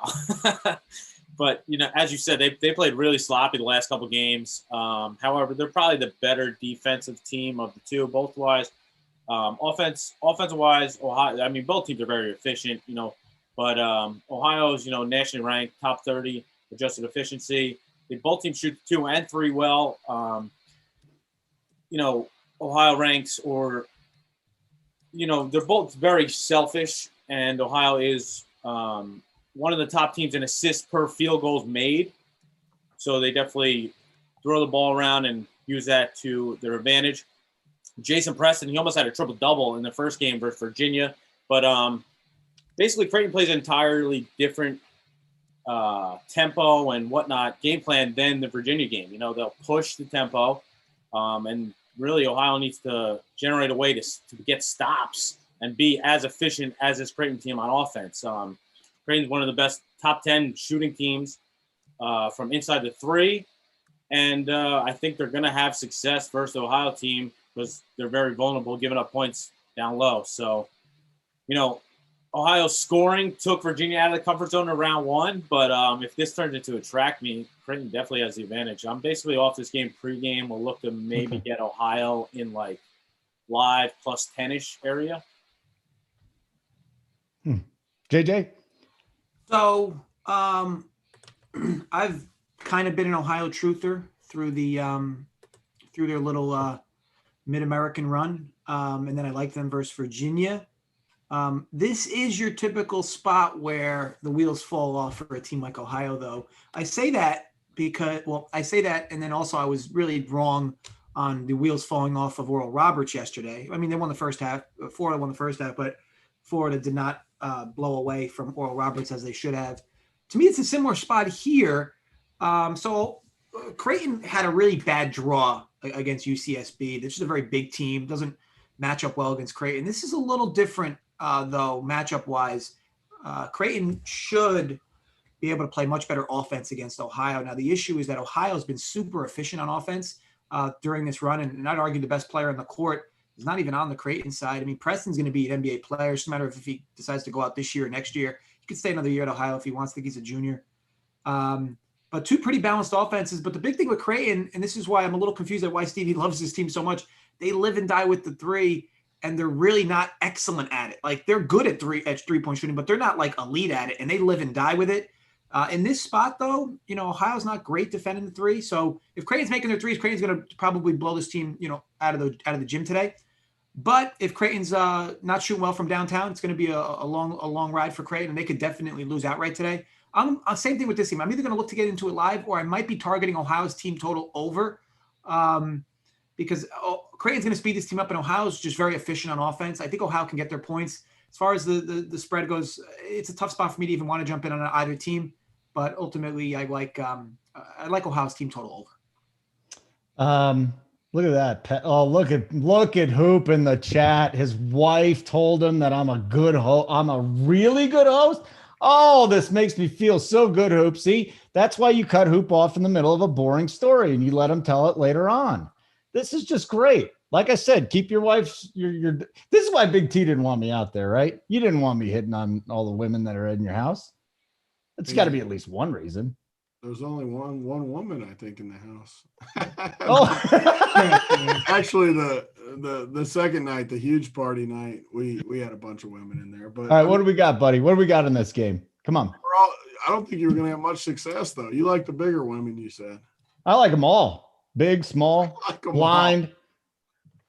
But as far as the betting in this game, I like, I'm taking Ohio. I think Creighton sucks. They got lucky round 1. They won by 1 point. Should have lost. I mean, the dude missed a layup to beat Stevie. I mean, Stevie had to be so limp watching his team. I mean, there's no way he was excited at all. He had to be fully clothed and limp watching his team. We tried to warn him, Tony. We tried to warn him. It wasn't a good matchup for Creighton. He was just like, this is my team.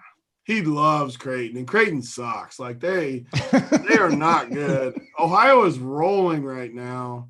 Definitely give me Ohio. Okay. They're going to win outright too, plus 180. Definitely don't need the points. Creighton sucks. Like I'm so tired of this Creighton team. They're not winning. Send them home.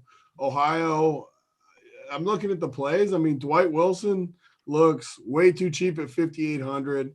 And one of the best studs on the slate, this Preston dude, what did he go for? How many minutes then? And what did he go for in round one? He played all 40 minutes like always, 40 fantasy points. He had 50 the game before versus Buffalo, 45 the game before that. One of the best studs on the slate, in my opinion, is this Preston. And I think he's going to be very, very low owned because there's bigger studs on the slate. Like no one wants to play Preston as their stud at 9,200. No one's going to play him. I'm going to play him though because he's going to crush this sorry ass Creighton team. All right, I like it. Let's go. Let's get to LSU Michigan. This will be interesting. The Michigan side is really Joey. Joey, I want to start with you on this. LSU +5. 148.5 is the total. I mean, if I'm looking at this game, it's more the total than the side or anything. I feel like you were talking about LSU the other night. Give me a breakdown of this game.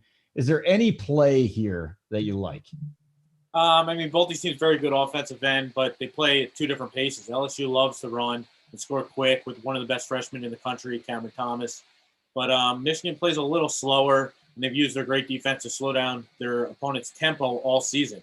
Also, LSU is not really particularly tall team. They don't force turnovers. Their biggest weakness is giving up offensive rebounds, where they're ranked 320th in the country. Michigan well-balanced. They have good bigs, I expect them to clean up on the boards, specifically Hunter Dixon, possibly Franz Wagner as well. The offensive rebounds give this Michigan team a lot of second chances. And I think basically the guards is the key factor in this game. If they get another good game out of Mike Smith and Eli Brooks, this is probably their game to lose. I'm just afraid of this turning into a track meet, which kind of favors the Tigers. But all in all, Michigan's one of the best teams against the spread this year, hitting it at almost 73%, finishing 16-6. I lean Michigan, but no official play here. Okay. JJ, anything here? I mean, we're talking about a team that went up against Texas Southern. I'm not looking at anything they did in that last game, but coming into this one against LSU, you're an SEC guy this tournament. Yeah. I mean, you would think I'd like LSU, but I actually like the other end in this game. It's for a few different reasons. So first of all, Michigan, I think is a bit underrated right now.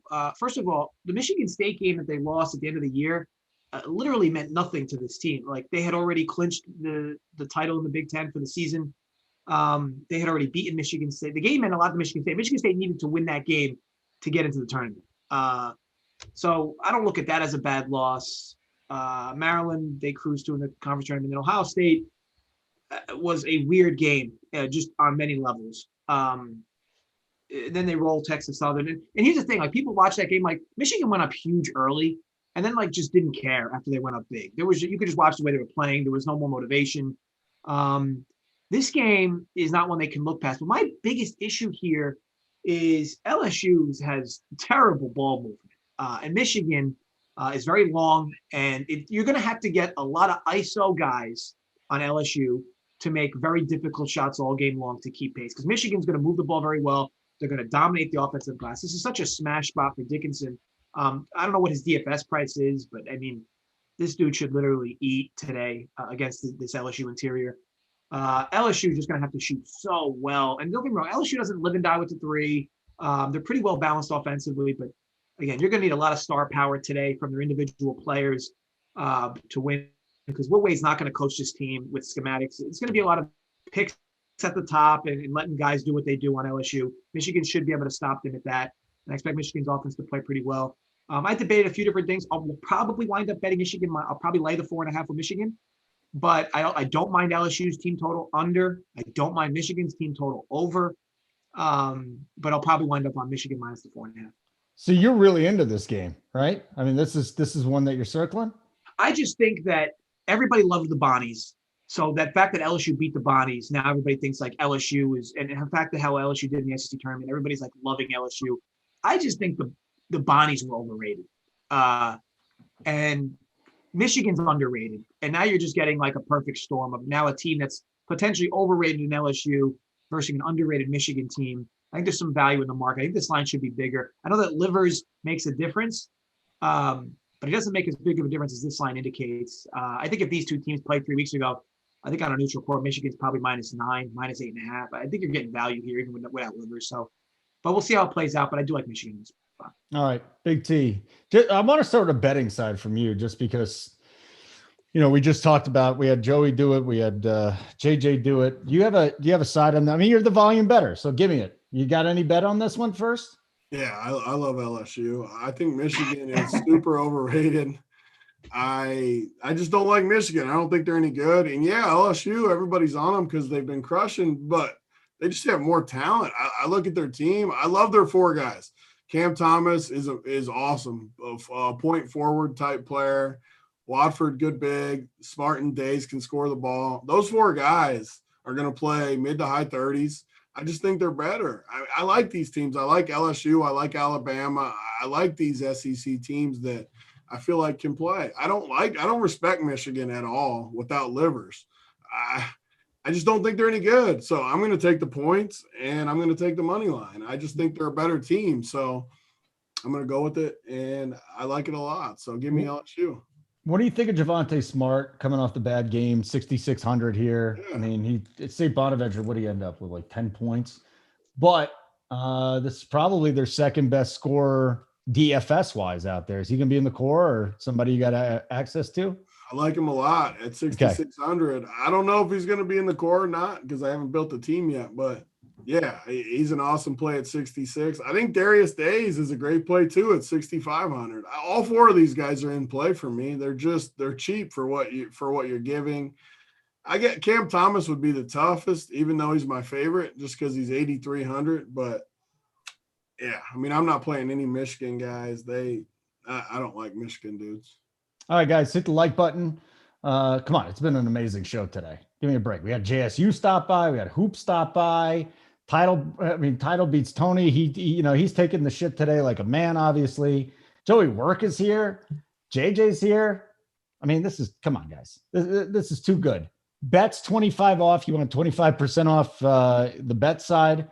You got Heater 25. You want 25% off your first payment on the sports side. And if you're smart, you'll just pay the $100. You'll get the bets and the DFS side, and everything's going. Yes, Corey Pooler. You can post the link to the game here if you want, right? I mean, we don't care. We want people just to watch it. So is this the link on YouTube at least? Corey, just, if it's on YouTube, do it. If it's like from a phone, don't do it. We need to get the views that way. Can we get Keg a freaking picture? This website looks so nice, this new Run Pure Bet site. It does. And we got Keg with no freaking picture. Like, come on, Keg. What are you doing with your little cartoon graphic? I mean, look how good freaking JJ and Joey look. And then you got the cartoon figure in between them. I mean, come on, Keg. I agree. With. Is Keg in the chat? I hope so. If he's not, I was going to say, because if we did this show at like 7 o'clock at night, he'd probably be in the chat. Yeah, no way he's up. He's sleeping until 5. Yeah. You're laughing, but seriously, he sleeps. No. He's look how good Joey looks on that thing. I mean, look at that hat in the picture. Yeah. Looking incredible. And then the cartoon graphic right next to him, just absolutely horrendous. It almost looks like he's like a facade, like he's somebody we've made up. like he's just a character. His daughter, we were doing the live show the other night. His daughter came in, took his hat off. He's always like, I don't have any hair. He had a full head of hair, JJ. I don't get the hat thing then, because he does have a lot of hair. I've seen his hair when he took his shirt off. I think his hat came off when he took his shirt off. That's when I saw his hair. Yeah. There was a lot, right? Yeah, thin, but yeah, it was a lot. Okay. So it wasn't very bushy. Okay. Yeah. I got it. Next game, gentleman. This is a good one. Colorado, Florida State. I mean, you got two very similar teams here. Colorado, at this point, +1 is -112, -108 on the money line. I might as well just take the point if you're doing it at this point. But Colorado is just, red hot right now, and McKinley's been on fire. The total's 141.5. Tony, let's start with you on this one. You know, you're coming back out here. You're a Denver guy, and you know what's going on with them. They looked tremendous against Georgetown. I mean, they beat them. They had 16 3-pointers, and while I don't expect them to, hit 16 3-pointers again, they've been tremendous. Jabari Walker, Deshaun Schwartz, and I might be by myself here because everybody's on Florida State. They're so athletic. They do this. They're going to slow it down.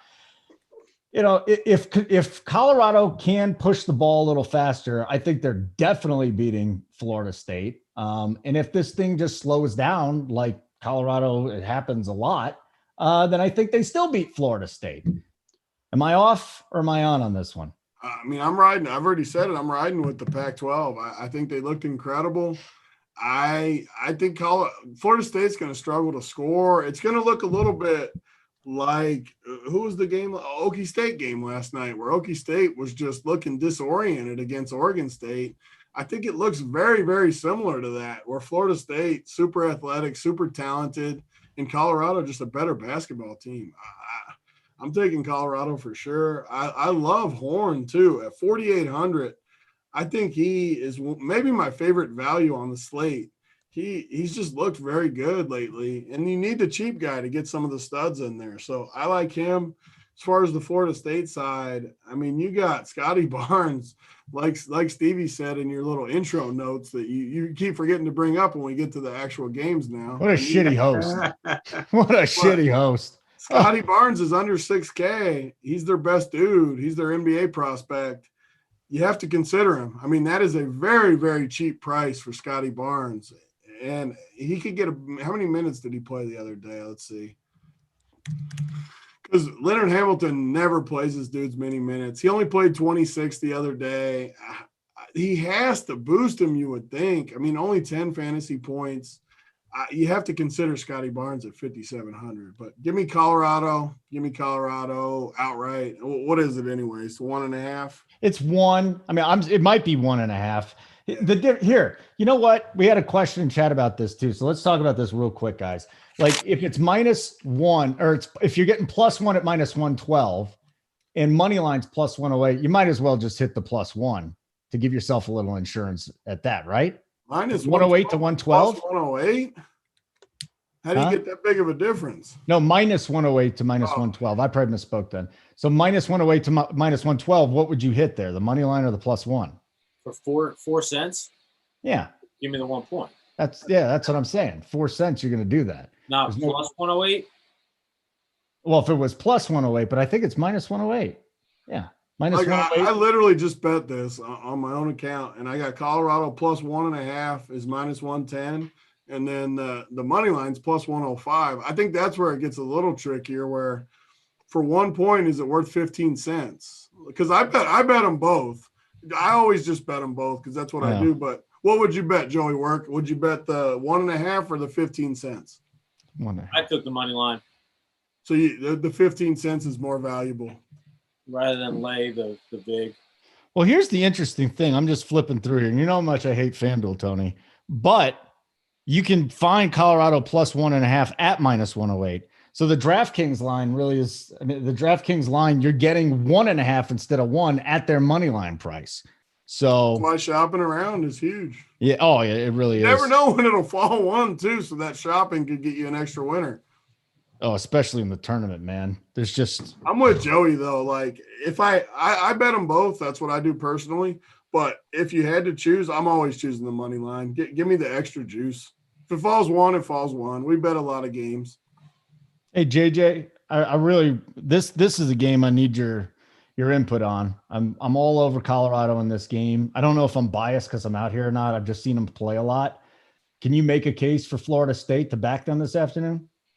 Yeah, I mean, I like Colorado personally myself as well. The only thing that's quite interesting, so Florida State has only 6 losses this season. In all 6 losses, their opponents converted at least 19 or more free throws. Colorado, I think for the entire season, has like 3 games all year where they've synced 19 free throws. They just don't draw a lot of contact. the big part to this handicap with what I'm saying is Florida State makes you work for baskets. And if you're not getting to the free throw line to earn freebies, this is a very difficult team to beat. And the numbers prove it. I mean, like I said, Florida State's 6 losses. Teams have converted at least 19 free throws in all 6 of those losses. Colorado is not a team that gets to the stripe. They're a jump shooting team. They like to shoot the 3 ball. Now, Florida State's vulnerable from 3. The issue I have here with backing Colorado is you're really hoping they stick their 3-pointers. Because if they don't, Florida State is likely to beat this team by double digits. If Colorado is hitting their threes, and if they change up their game plan a bit where they try to draw more contact inside, it's a big advantage for Colorado. However, this hasn't been something Colorado's done all year. Colorado is definitely an offense that loves to fire the 3. The good part with them is if they get to the line, this team will convert. They're the second best team in the country at converting free throws. But will they get there? Florida State's very handsy. They foul a ton. I'm interested to see how the beginning of this game plays out, because if Colorado has an obvious game plan to get the ball inside, draw contact, it's going to be a long day for Florida State. But if Colorado's really relying on their jump shots and those aren't falling, it's going to be a long day for Colorado. Should be an interesting game, though, regardless.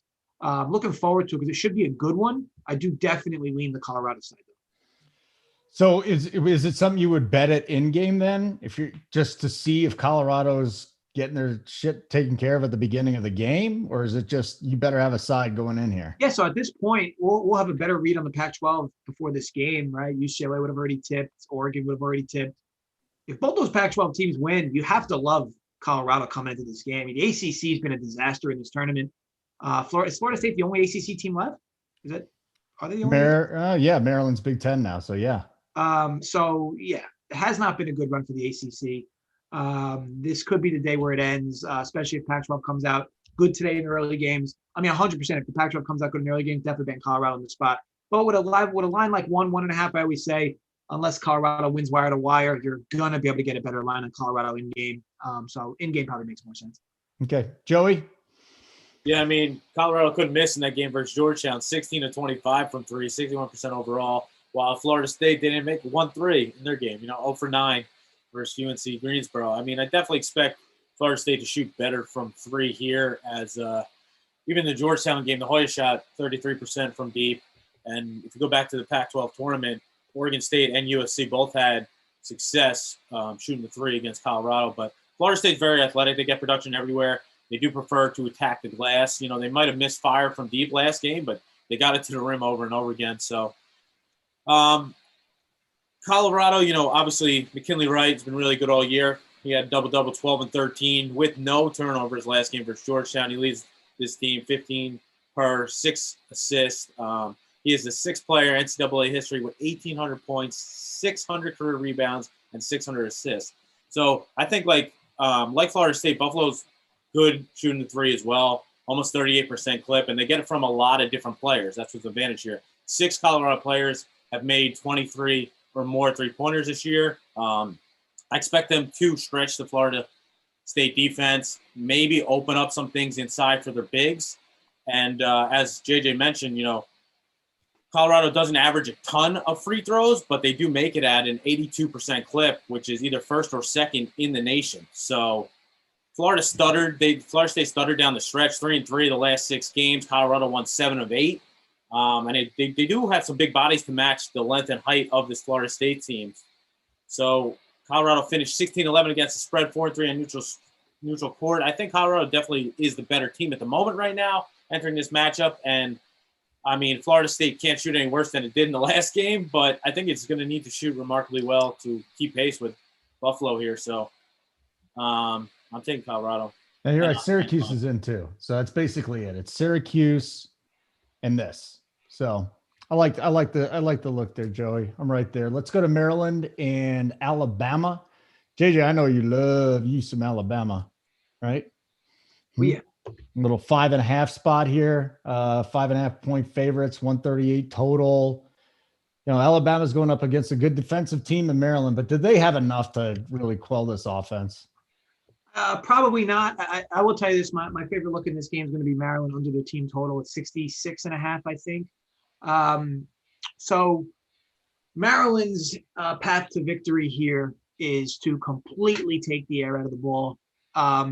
Now, teams that look like Maryland in this conference, the SEC, maybe Mississippi State, these teams always played in the light 60s against Bama this year. Now, the other issue with Maryland, now I get it. A lot of people like UConn, Bama in this match. Maryland definitely surprised some. Maryland shot really, really well in that UConn game, though. They could do it again here. But the issues with Maryland are much issues with this team had all year. First of all, they don't do anything on the offensive glass, which is a problem, and it will be a problem in this game. They don't force turnovers. They're not exactly excellent at getting to the free throw line. So they more or less have to do a lot of their damage from beyond the arc. When they're making threes, they're great. The big issue, Bama is so long beyond the arc. That's why they're 7th best in the nation defending the three. It's just going to figure to be tough sledding for Maryland. Now, the reason why I don't like the full game under is because I don't want to try to predict what Alabama's offense is going to do. I did not like what I saw from Alabama at all in their previous game against Iona. They were just like, first of all, Petty probably had his worst game of his career. I don't know if nerves or what it was, but Nate Oates, it was surprising to me that he kept him out there as long as he did. He was either a turnover machine, missing every shot. Hopefully you get a better game from Petty here, because I'm a big Bama guy for this tournament.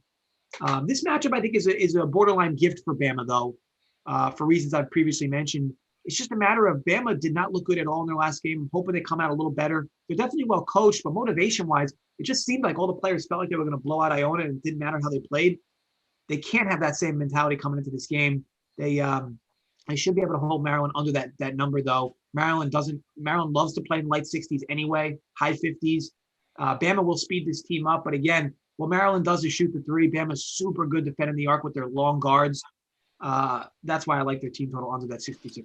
Maryland's an interesting team too, Joey, because they went 9-11 in the conference, but they also beat Illinois, and then they beat Purdue, and they beat Wisconsin. So they had some really good wins. They were just up and down.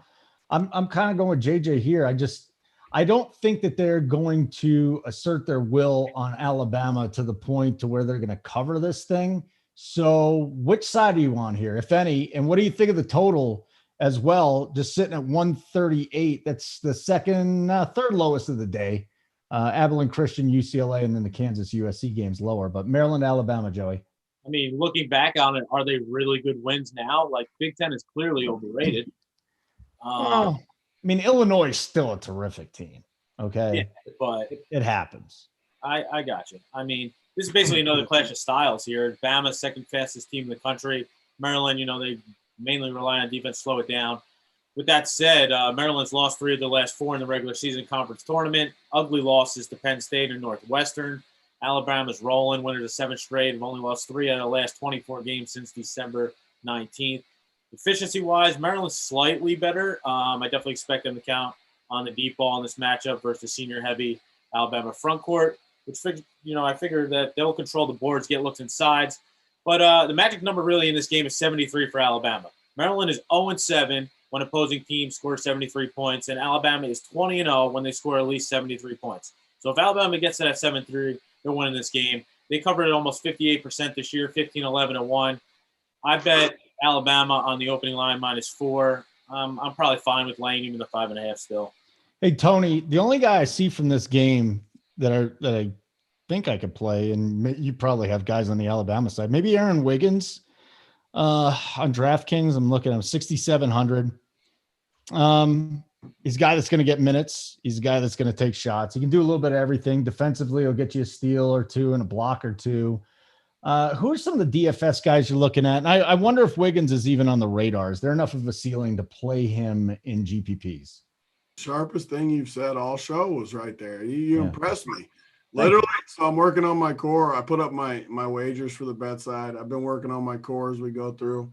And the only guy I got in this game is Aaron Wiggins. I don't like any of the Bama guys. Yeah. I don't like any of the the Bama guys, I like them. They just play so many guys and they spread it around so much that I don't think they're good plays. And Maryland, Wiggins just sticks out. He's 6,700. You look at his history. His last 3 games, 28 versus UConn, a good defense. 27 against Michigan, a pretty strong defense. Michigan State, 38, 33, 39, 33, 42, 36. massive upside for 6,700. Yeah. Even in a tough matchup. I mean, I don't love the Bama matchup. This is where DFS comes into just price. Like, it's all price for me. He's a great play, I think. And honestly, I wanted to take him out. I don't want to play a Maryland guy. So that tells you how much I like him and his price, because I don't want to like it, but I have to. It's just too good of a price. I'm definitely going to play him. And I love the call. You impressed me there, Holden. As a sharp Am I play. back in the circle of trust, or am I You're still in there. You're right in Oh, there. thank God. I mean, that was a sharp play. Seriously. I was worried. Well, I've been playing a lot of DFS, man. It really is. College basketball DFS is kind of fun. We've printed all 3 days too. Like if you followed the stuff, yes, all 3 days we've made good money. So hopefully we can. Well, I mean, listen, it's impressive when a guy like me can at least mint cash. So that's all I'll say. I'm doing all right out there. I'm cashing 2 out of 3 days so far. So I think Wiggins is going to be a good play tonight. Good. I'll lock him in. So here we go, guys. Last game of the day. I'm going to take myself out of this just because, Kansas grad here. This is down to a pick 'em now. It's weird because at least on DraftKings, I saw this at Kansas plus 1.5. I actually bought the half a point for like 6 cents to get it to 2 on DraftKings, but there's been major line movement today. 134.5 is the total. I'll just give you some background here. Obviously, USC might have the number 1 pick in the land for Kansas. They're getting Jalen Wilson back today. Wilson is their best NBA prospect, in my opinion. I don't know how much he's going to be able to play. McCormick looked like a badass. Tony and DFS, I'm telling you right now, Marcus Garrett's going to be the play today. If you're going to go to Kansas, maybe Abaji, but I think Garrett's the way to go. But we got to pick him. We got to pick him here, JJ. And I know you already have a side, so I'll start with you. Yeah. So another Pac-12 game. Kansas. I'd argue if they didn't have McCormick for that game, which people weren't sure if he was going to play, how much he would play, they would have lost against Eastern Washington. He was very vital for them, especially down the stretch. And the big men for Kansas were the big story. I mean, the Eastern Washington, despite the tremendous game from their star player, had no answer for some of these Kansas big men underneath. Kansas hit a few clutch threes, but for the most part, it was Kansas underneath the basket where they were doing a lot of work. They will not have that luxury today against USC. This team's got some of the biggest trees in the country, especially inside, just super long defensively. The issue that USC often has is if they struggle inside, it could be a long day for this team. Also, when they're not exactly drawing contact, it's a problem. Now, they're not great from the free throw line, but they typically get to it at a pretty high volume. Kansas doesn't really foul, and Kansas is pretty good defending inside. You would figure, just based on how this draws up, this is an under all the way. But USC, I'm very high on this team. I think they're very long. Outside of them being unable to make free throws, which is a pretty critical part this time of year, this is a pretty complete team. I mean, they shoot the 3 above average. They're very good inside. They're really elite offensive rebounding.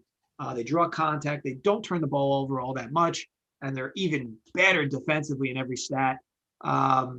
So, outside of forcing turnovers on the defensive end, this team is elite.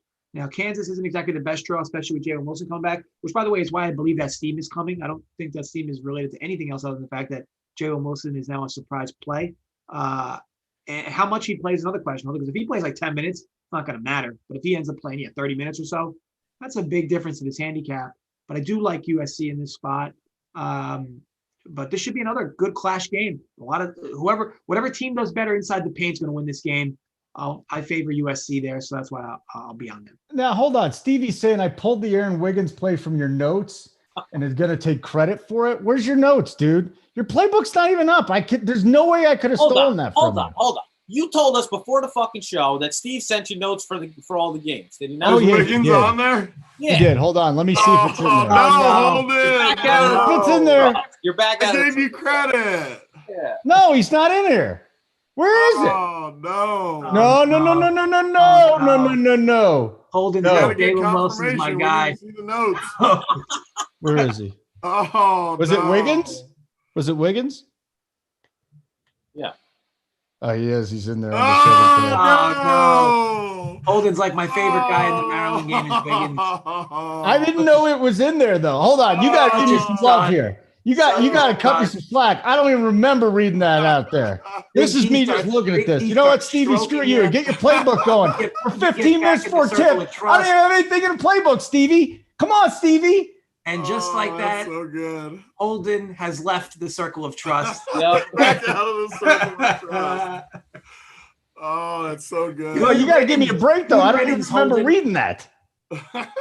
We don't need it was like 2 hours ago. Let's get those cancel Holden hashtags going. No, Stevie. Good. I'm not giving that to you, dude. I'm not giving that to you. First of all, get your goddamn playbook done. Second of all, I don't even remember reading that to Big T, so I don't want to hear about it. That's my call. All right. Where are we? Remember, guys, it's hashtag cancel Holden. Cancel Holden again. Oh, that's so funny. Don't play dumb again. Dude, Brett, trust me. There's not a lot going on up here, okay? Trust me. There's no doubt about it. All right. Joey Work. Anything on this game? You taking USC too? Everybody going against Kansas? Yeah, I mean, Mobley brothers are going to be a problem. They should wreak havoc, I think, on this Kansas team. Fine for 58 points in the first round game. Kansas is getting back Jalen Wilson, I think you said, but they're still missing Tristan and Narua. I mean, you know, their depth really was tested in that Eastern Washington game.